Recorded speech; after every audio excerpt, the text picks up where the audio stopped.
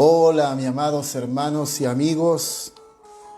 Les saludamos en esta tarde, ¿cierto? Una tarde de bendición, una tarde en la cual podemos gozarnos, podemos alegrarnos, ¿cierto?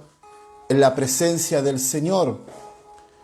La Biblia dice que en su presencia hay plenitud de gozo, así que por ello nos alegramos, ¿cierto? Nos contentamos, ¿cierto? En este día, por un día más, ¿cierto? De parte del Señor, un día que nos concede en el cual pudimos estar predicando la palabra de Dios en la calle, ¿cierto? Donde realmente se necesita. Así que agradecemos al Señor esta instancia, ¿cierto? Estos momentos. En medio de todas las dificultades, ¿cierto?, que estamos viviendo en estos tiempos, Dios nos ha guardado, Dios nos ha cuidado, porque dice su palabra que no se dormirá el que guarda a Israel. Dios nos guarda, Dios nos protege, su misericordia dice que son nuevas cada mañana, así que le damos la más cariñosa invitación, ¿cierto?, o sea, la cordial bienvenida, ¿cierto?, a nuestros hermanos que van a ser parte de esta transmisión, como también a los que de una u otra manera van a poder acceder a este video, ¿cierto?, que queda disponible en las redes sociales, tanto en el Facebook como también en mi canal de YouTube. Así que damos gracias al Señor porque creo que todo esto, lo que estamos haciendo, ha sido de mucha bendición. Dios conoce nuestros corazones, sabe cuál es la actitud de nuestro corazón, y creo que eso es muy importante, muy relevante delante de la presencia del Señor. Dios mira y Dios pesa la actitud que hay en nuestros corazones. Así que nos alegramos, nos gozamos, ¿cierto? Creo que ha sido una semana muy maravillosa de parte del Señor, en la cual hemos podido, ¿cierto?, estar compartiendo su palabra. Bueno, vamos a ir a lo que nos convoca, ¿cierto? En realidad, esta transmisión tiene un objetivo, ¿cierto?, que el objetivo principal es poder compartir una palabra de parte del Señor.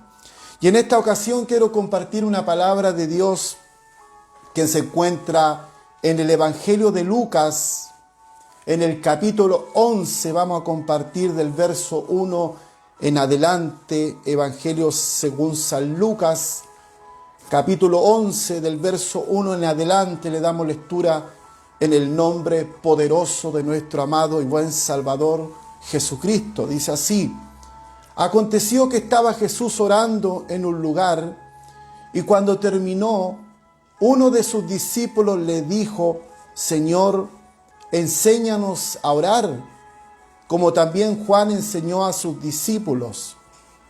Y les dijo: Cuando oréis, decid: Padre nuestro que estás en los cielos, santificado sea tu nombre, venga tu reino, hágase tu voluntad como en el cielo, así también en la tierra. El pan nuestro de cada día, dánoslo hoy. Perdónanos nuestros pecados, porque también nosotros perdonamos a todos los que nos deben. Y no nos metas en tentación, mas líbranos del mal. Amén. Quiero orar al Señor en esta hora, ¿cierto?, para poder compartir esta palabra. Amado Dios y buen Padre celestial, te agradecemos en esta tarde, Señor, porque tú eres real, Dios mío, porque tú eres verdadero en cada instante de nuestras vidas. Señor, en esta hora hemos hablado esta palabra. Tu palabra dice, Señor, que no va a volver vacía, Señor. Como hemos dicho en otras ocasiones, una palabra es suficiente para que una vida sea transformada, sea restaurada, sea liberada. Espíritu Santo, en esta hora, toma este lugar, Espíritu Santo, te cedo este lugar para que ministres tú, Señor, conforme quieras tú hacerlo, Dios mío. Que tu soberanía, Dios del cielo, se establezca en nuestros corazones, en nuestra vida. Padre, bendecimos a todos aquellos hermanos que están detrás, Dios mío, en estas redes sociales, Señor, que puedas bendecir sus familias, sus hogares, Señor, y a cada uno de los que van a poder acceder a este video, Dios del cielo. Gracias en esta tarde, Padre, en el nombre de Jesús. Amén y amén. Bendito sea nuestro Dios. Bueno, esta es una palabra, ¿cierto?, que quizás en muchas ocasiones la hemos oído, la hemos predicado, quizás la hemos enseñado. Pero hay una cosa que me llama mucho la atención, que muchos de esta oración que Jesús le mostró a sus discípulos, muchos hicieron de esta oración, la hicieron como una oración oficial, ¿cierto?, que se oye con tanta frecuencia en las reuniones públicas. Pero realmente lo que quiso decir Jesús a través de esta oración es todo lo contrario. No era la intención del Señor de que esta oración realmente pudiese ser reiterativa, ¿cierto? Aquí nos damos cuenta, ¿cierto?, en este Evangelio, según San Lucas, en el capítulo 11, ¿cierto? Dice que, verso 1, aconteció que estaba Jesús orando. Mire qué maravilloso, hermano. Jesús era un hombre, era un hombre porque el verbo dice que se hizo carne. Jesús vino en condición de hombre. Él enfrentó la cruz como hombre.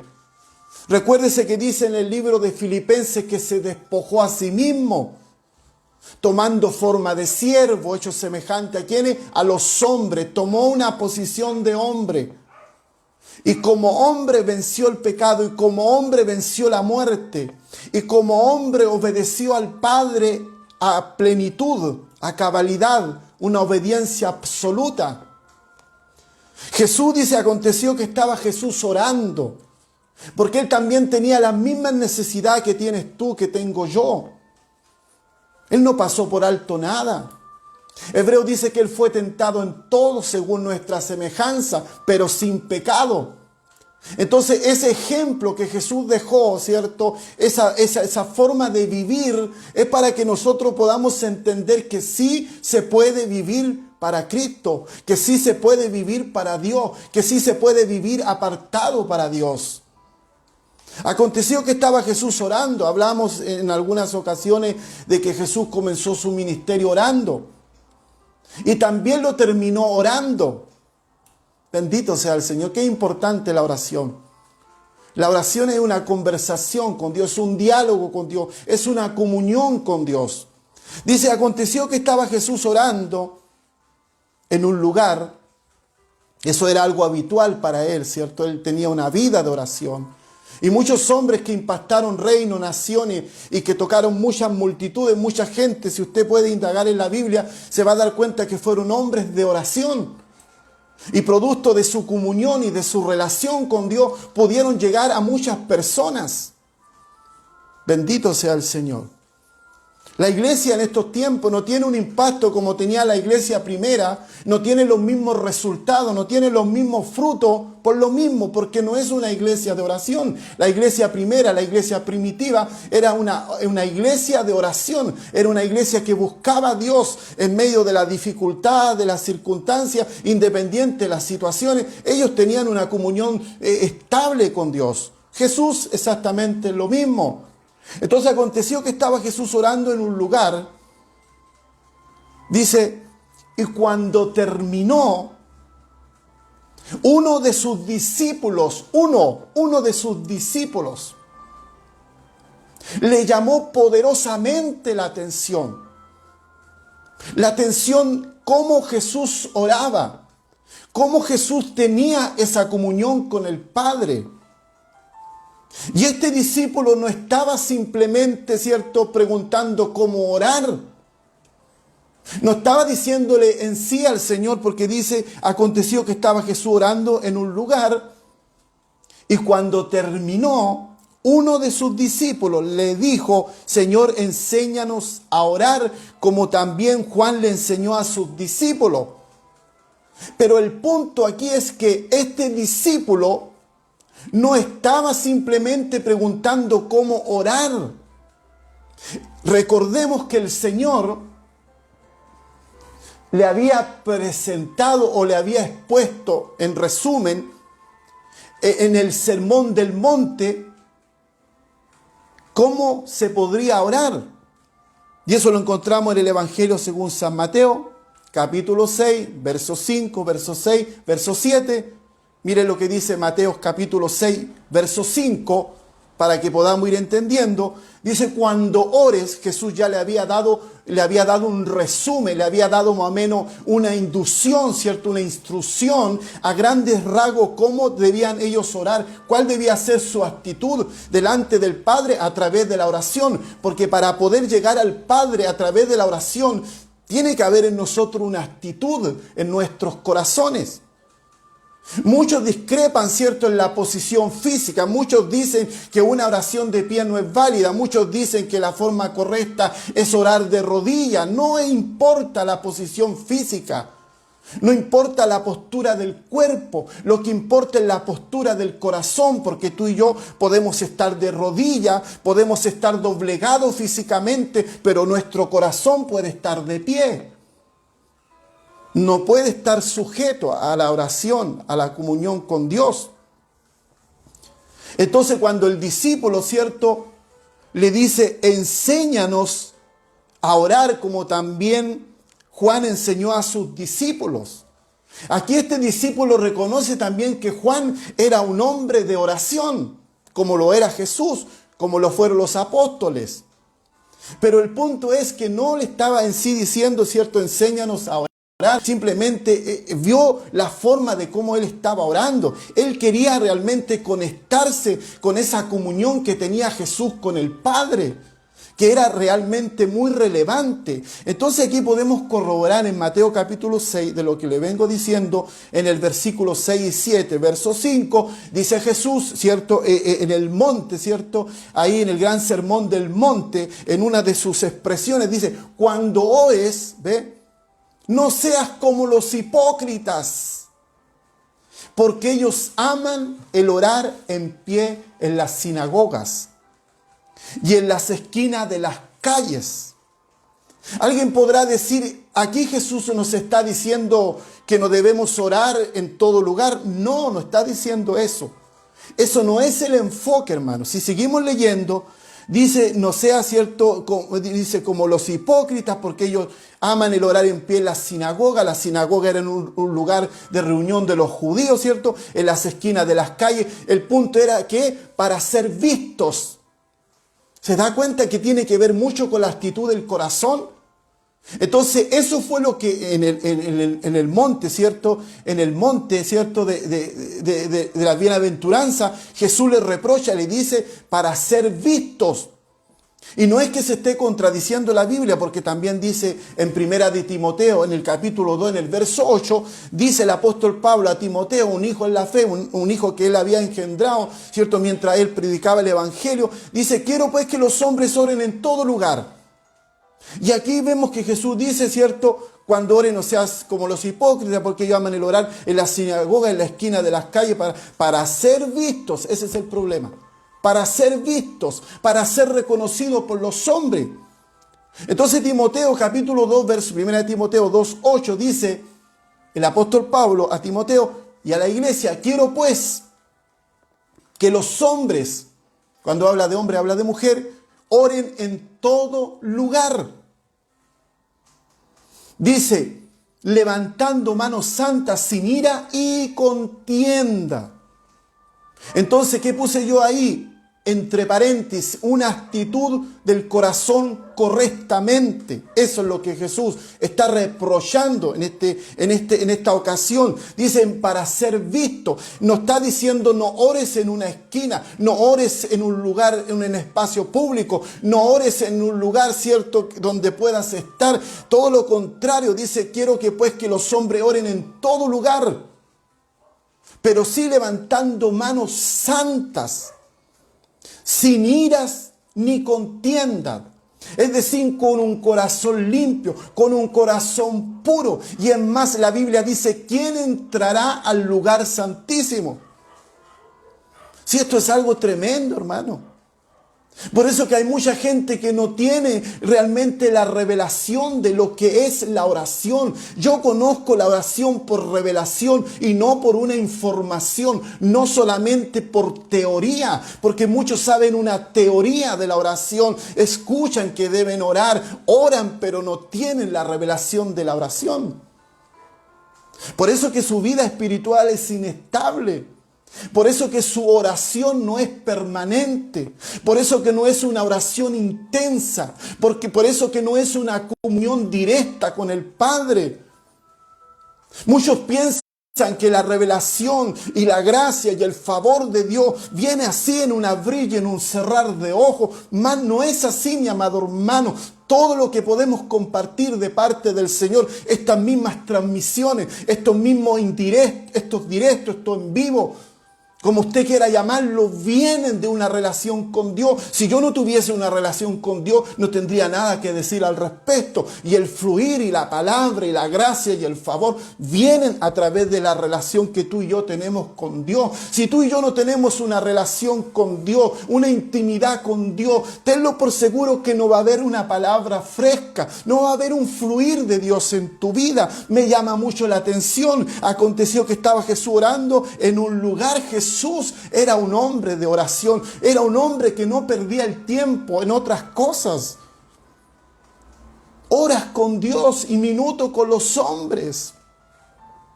Dice la Biblia, todo me es lícito, pero todo no me edifica. Tú puedes ver de todo, tú puedes hablar todo lo que quieras, pero en cuenta resumida, no todo eso te va a edificar. No todo eso te va a beneficiar espiritualmente. Entonces el discípulo le nació esta curiosidad, le despertó algo en su interior de la forma como oraba el maestro. Por eso que decía hace un momento que muchos hicieron de esta oración como una oración oficial, ¿cierto? Y muchos la repiten en público.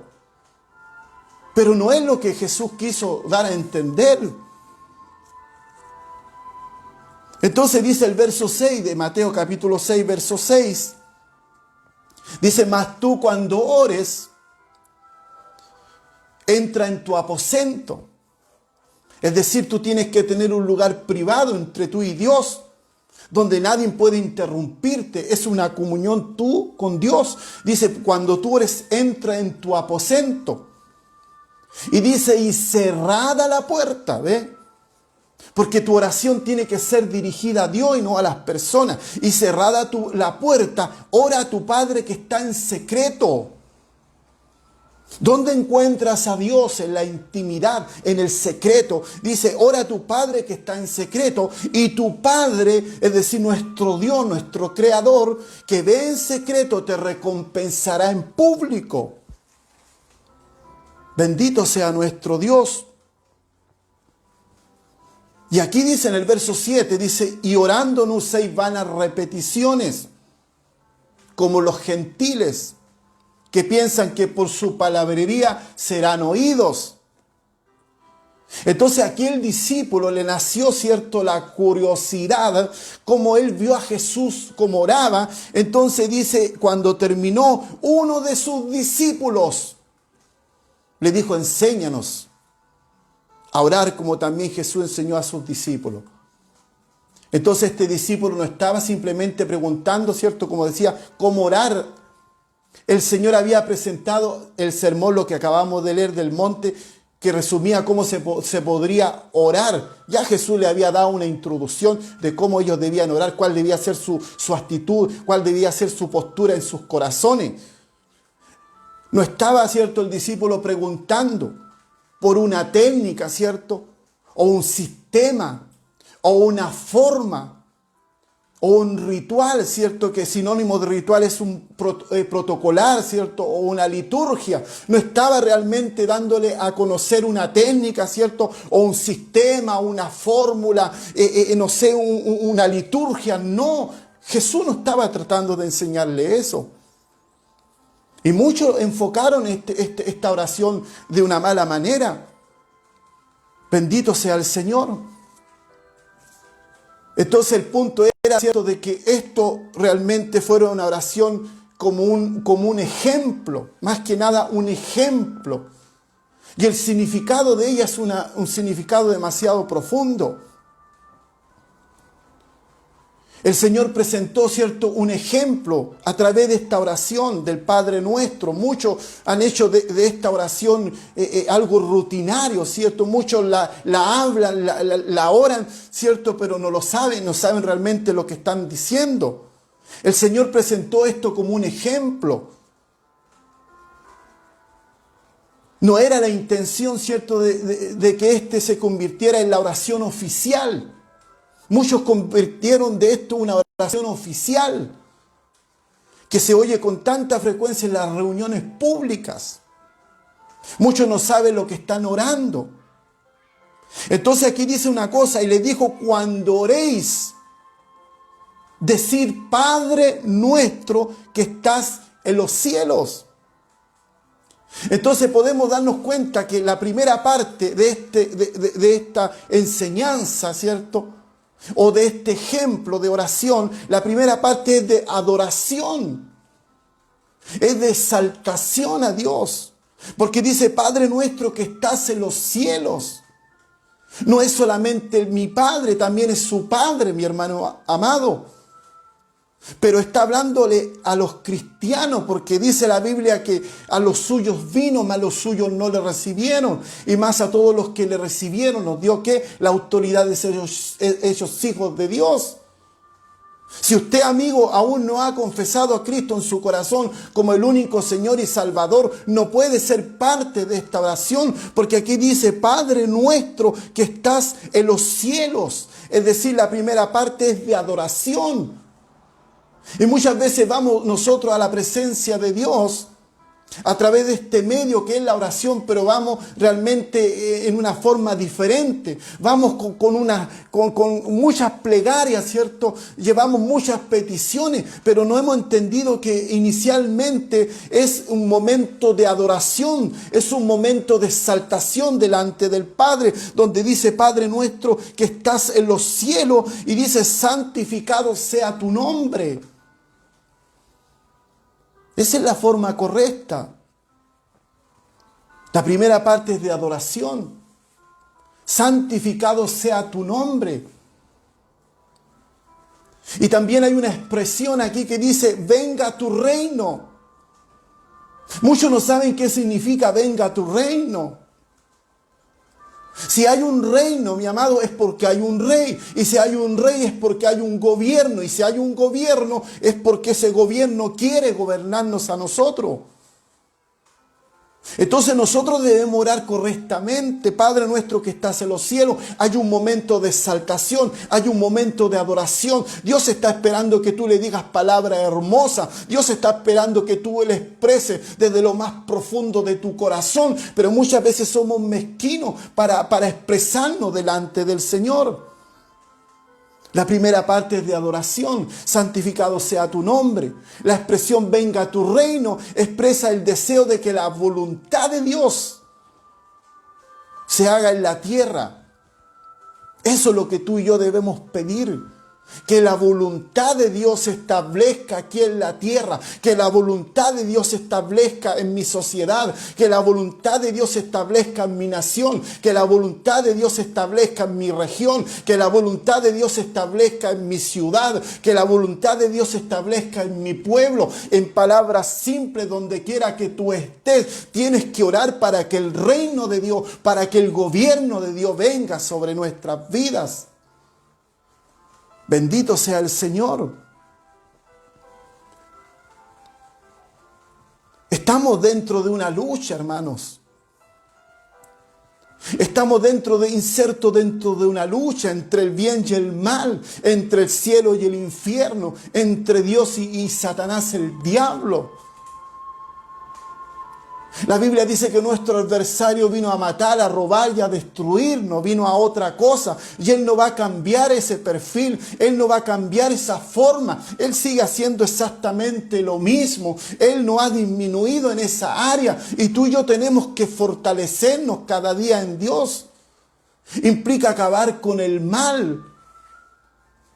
Instaurar el bien de Dios significa que si tienes el deseo que la voluntad de Dios, ¿cierto?, aplique en nuestras vidas. Eso es lo que necesitamos, que la voluntad de Dios se establezca en tu vida, que se establezca en tu hogar. Por eso que dice: Padre nuestro que estás en los cielos, santificado sea tu nombre. Vénganos hoy tu reino. Si hay un reino es porque hay un rey, y si hay un rey es porque hay un gobierno, y ese gobierno quiere realmente tomar lugar en nuestros corazones. Dios no quiere habitar en un rincón de tu corazón. Dios quiere que realmente tu corazón sea tu trono, su trono, para que desde ahí pueda gobernar nuestras vidas. Dios quiere hacer de nuestro corazón su morada. Dios quiere hacer de nuestro corazón su residencia. No estemos pidiendo una visitación de Dios. Pidamos que Dios more en nuestros corazones, porque esa es la intención original de Dios, de morar en nuestras vidas, de morar en nuestros corazones. La palabra reino, del latín regnum, reino es aquel territorio cuyos habitantes están sujetos. Yo me pregunto, y yo te pregunto en esta tarde, amados hermanos, ¿estamos realmente sujetos a Dios? Porque ese es el significado de la palabra reino, del latín regnum. Reino es aquel territorio cuyos habitantes están sujetos. ¿Estamos sujetos a Dios? ¿Estamos realmente sujetos a Dios? La Biblia dice: someteos a Dios. Resistir al diablo, dice, y él huirá de vosotros. Muchos se pasan por alto ese versículo y dice: resistir al diablo y él huirá de vosotros. Pero anterior a eso dice: someteos a Dios. Eso significa que el gobierno de Dios está sobre mi vida, que el gobierno de Dios está sobre tu vida, que el gobierno de Dios está sobre tu casa, está sobre tu familia. Y cuando el reino, cuando el gobierno de Dios ha venido sobre tu vida, sobre mi familia, sobre tu casa, tú estás seguro, tú estás confiado. Aunque pase lo que pase, tú vas a estar con confianza, vas a estar con seguridad. ¿Por qué hay tanta incertidumbre hoy en día? Porque el cristiano no ha entregado realmente el corazón a Cristo. Quiere una visitación de Dios, quiere una presencia esporádica, pero tú y yo fuimos llamados para vivir bajo la protección del Dios Todopoderoso. Entonces el reino, aquí dice, implica, ¿cierto?, el territorio cuyos habitantes están sujetos. Entonces muchos hicieron de esta oración un rito, muchos hicieron de esta oración una liturgia. Cuando Jesús dijo: no seáis como los hipócritas, porque ellos aman el orar en pie en las sinagogas. ¿Para qué? Para ser vistos por los hombres. Dice: ya de cierto ya tienen su recompensa, es decir, ya tienen su pago. Pero tú tienes que buscar el rostro del Padre, que ve en secreto y te va a recompensar en público. Bendito sea nuestro Dios. Venga tu reino. Esa es la oración correcta. Venga tu gobierno, Señor. Venga tu dirección sobre mi vida. Señor, gobierna mi casa. Gobierna mi familia. Josué tomó una decisión. Y no la tomó a manera personal, la tomó en forma colectiva. Cuando dice: yo y mi casa, así tienes que tú declarar: yo y mi casa, aunque no veas a nadie que quiera servir a Dios, no importa. Porque cuando tú declaras algo en fe, cuando tú hablas lo que no es, porque dice que todo esto fue creado de lo que no se veía. Y Josué dijo: yo y mi casa serviremos a Jehová. Hizo una declaración. Venga tu reino. Mire, hágase tu voluntad, como en el cielo, así también en la tierra. Es decir, la voluntad de Dios en el cielo y en la tierra es la misma voluntad. No son dos voluntades diferentes. Dios no tiene una voluntad en el cielo y tiene otra en la tierra. No, dice: hágase tu voluntad, así como en el cielo, así también en la tierra. ¿Y cómo es la voluntad de Dios en el cielo? Alguien dijo por ahí, trae al cielo a la tierra. A lo mejor suena algo absurdo, ¿cierto? Suena algo ilógico. Pensar cómo yo y tú podemos traer el cielo a la tierra. No podemos traer el cielo a la tierra, pero sí podemos traer ese ambiente del cielo. Sí podemos traer esa atmósfera del cielo. En el cielo hay una oración, una adoración continua. Bendito sea el Señor. Haz tu voluntad así como es en el cielo, también en la tierra. Es una sola voluntad, no cambia en nada. Por eso que dice que ante Él se doblará toda rodilla. ¿De quiénes? De los que están en los cielos, en la tierra y debajo la tierra. Es el mismo orden. Es el mismo patrón de Dios. No sé si usted me está entendiendo. Así también en la tierra, dice el pan nuestro de cada día, dánoslos hoy. Podemos enfocarlo de dos formas, esta expresión. El pan nuestro de cada día, dánoslo hoy. Puede ser, ¿cierto?, el sustento material, ¿cierto?, el alimento cotidiano, como también el alimento espiritual, porque la Biblia dice no tan solamente de pan vivirá el hombre, y muchos se olvidaron de esa palabra. No tan solamente de pan vivirá el hombre, sino de toda palabra que sale de su boca. Lo que tú estás recibiendo en esta tarde, estás recibiendo un pan que no es mío, un pan que viene del cielo. Esta palabra es un pan de vida, esta palabra es viva, es eficaz, esta palabra puede causar algo en tu corazón, puede transformar vida, puede liberar, puede sanar, puede restaurar. Puede pasar cualquier cosa favorable para tu vida. Digiere esta palabra propia, tómala de ella. Porque es viva, porque es eficaz. El pan nuestro de cada día, dánoslo hoy. También podemos atribuirlo a la comunión diaria con Dios. No puedes estar orando una vez a la semana. No puedes estar orando cuando tengas ganas. No puedes estar orando cuando tengas deseo. No, mi hermano, tienes que tener una vida disciplinada en Dios. Dice que cuando Juan iban al templo, ¿cierto?, a la puerta de la Hermosa, dice que iban a la hora de la oración. Es decir, la oración tiene que en tu y en mi vida ser un estilo de vida, no tiene que ser un evento. Se imagina que Jesús hubiese orado, ¿cierto?, cuando tuviese ganas nomás. Porque muchos dicen que no siento orar. ¿Quién le dijo a usted que tenía que sentir orar? ¿Acaso usted no come todos los días o come cada 3 días, cada 4 días? Para eso somos estrictos, ¿cierto? Para el tema de comer, ¿cierto? Somos estrictos, somos disciplinados. No podemos funcionar, ¿cierto?, si no desayunamos. ¿Y cuántas veces no hemos pasado en ayuna espiritualmente? No hemos comido nada durante el día, no hemos leído la palabra, no hemos orado, no hemos hecho nada. Y aquí dice, el pan nuestro, danos cada día, danos hoy. Este pan es para ti hoy. Mañana vas a necesitar otro pan de parte del Señor. Y pasado y así sucesivamente. Cada día vas a necesitar que el Señor te pueda dar una palabra. Sobre todo en estos tiempos. Dice, perdónanos nuestros pecados. Pero esto es una cosa, pero demasiado importante. Perdona nuestros pecados porque también nosotros perdonamos a todos los que nos deben. Si yo no perdono, ¿cierto?, aquel que me ha fallado, aquel que ha hablado mal de mí, aquel que me ha hecho un daño, si yo no lo perdono a él, ¿cómo yo puedo pedirle a Dios que me perdone? Bendito sea nuestro Dios.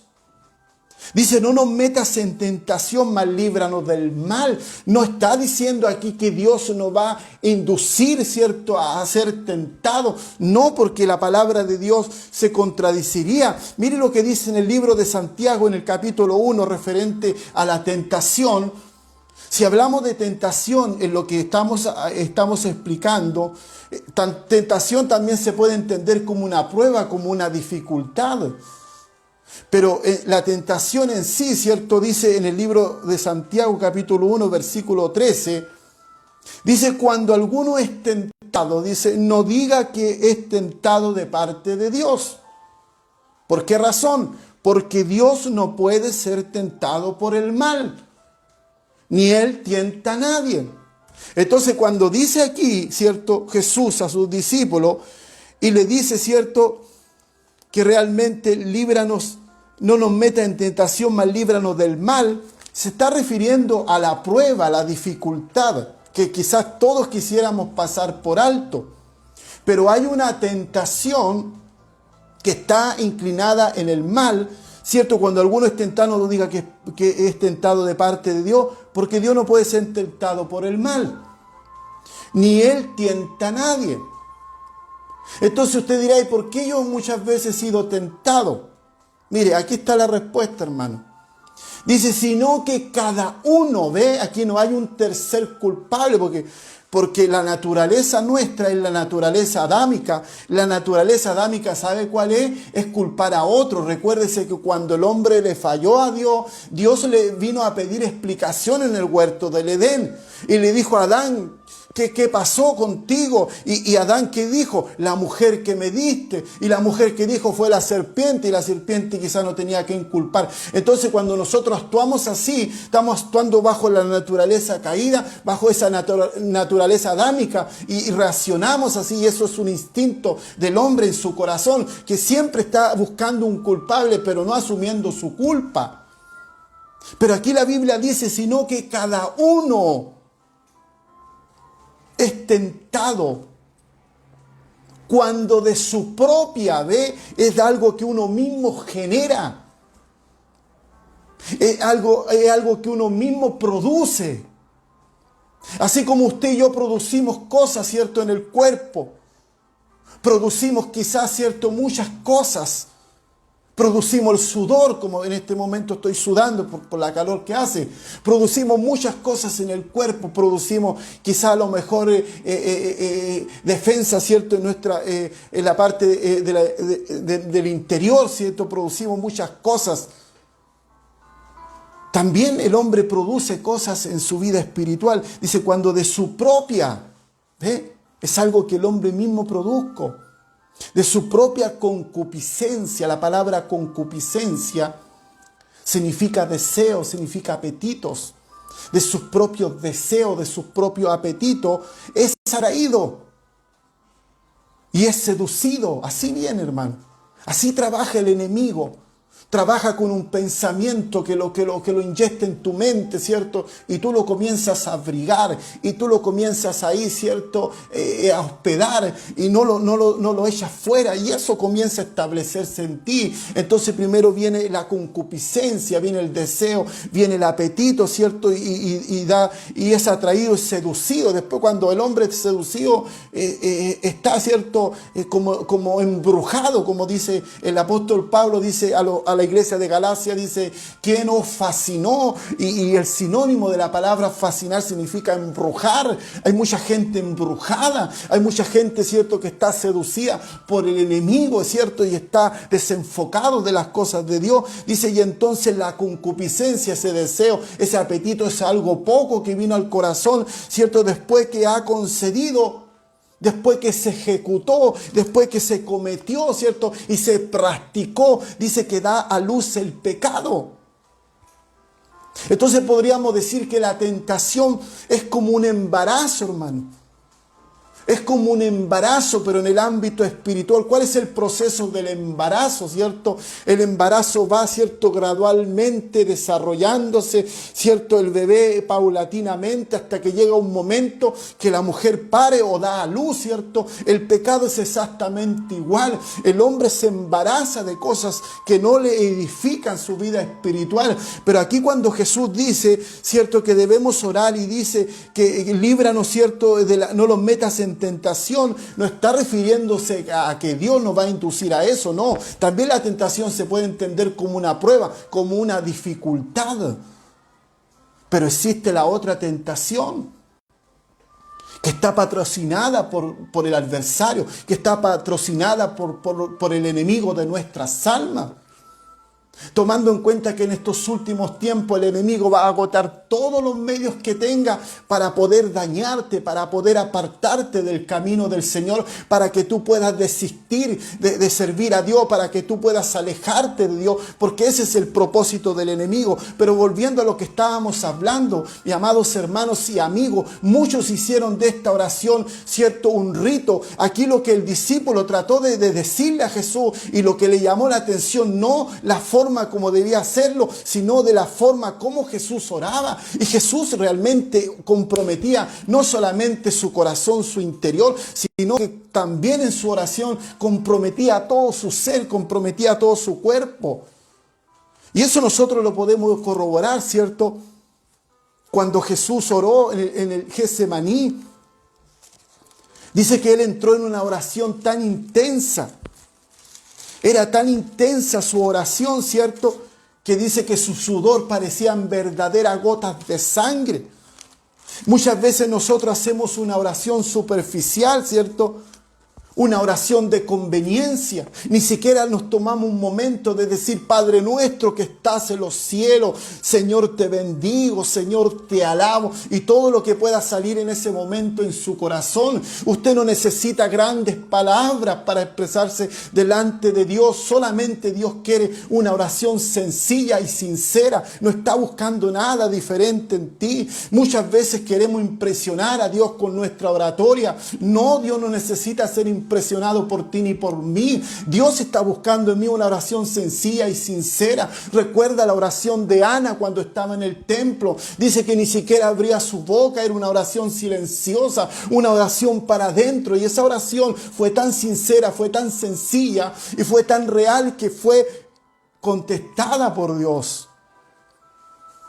Entonces muchos hicieron de esta oración, hicieron una oración, ¿cierto?, oficial, ¿cierto? Muchos la repiten, pero no saben realmente lo que están orando. Pero tú y yo que tenemos a Cristo, tú y yo que tenemos al Espíritu Santo, tenemos que ver mucho más allá. Que esta es una oración realmente, inicialmente, una oración de adoración, de exaltación. Padre nuestro que estás en los cielos, santificado sea tu nombre. ¿Qué decían los ángeles cuando Isaías, cierto, vio la gloria de Dios en el templo? Santo, santo, santo. Dios quiere que tú le puedas realmente reconocer que Él es un Dios todopoderoso, que Él es un Dios supremo, que Él es el mismo de ayer, de hoy, por los siglos de los siglos. Él no ha cambiado en nada, mi hermano. El que ha cambiado ha sido tú. El que he cambiado he sido yo. Yo he variado, tú has variado. Pero Dios sigue siendo exactamente el mismo.